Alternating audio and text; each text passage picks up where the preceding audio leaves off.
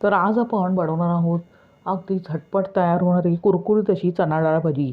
त्यासाठी इथे मी मिक्सरचे भांडे घेतले आहे. आता त्यात आपण 1 वाटी भिजवून घेतलेली चणा डाळ घालूया. त्याबरोबरच आपण 1 मोठा चमचा आलं, लसूण, हिरवी मिरची, कोथिंबीर, कढीपत्त्याचा ठेचा घालूया आणि पावडर मसाल्यामध्ये लाल तिखट, हळद आणि धनेपूड मी इथे घेतली आहे. चवीनुसार मीठ घालून आणि आवश्यकतेनुसार पाणी घालून मिक्सरच्या भांड्याचे झाकण लावून पल्स मोडमध्ये हे मिश्रण फिरवून घेऊया.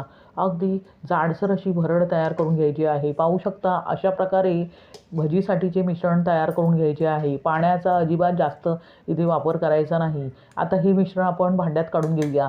त्यानंतर त्यात उभा चिरलेला बारीक कांदा घालूया. आता कुरकुरीतपणासाठी इथे मी 2 मोठे चमचे तांदळाची पिठी घेतली आहे. आता हे मिश्रण व्यवस्थितपणे एकजीव करून घेऊया. त्यानंतर चिमूटभर सोडा घालूया आणि व्यवस्थितपणे हे मिश्रण एकजीव करून घेऊया.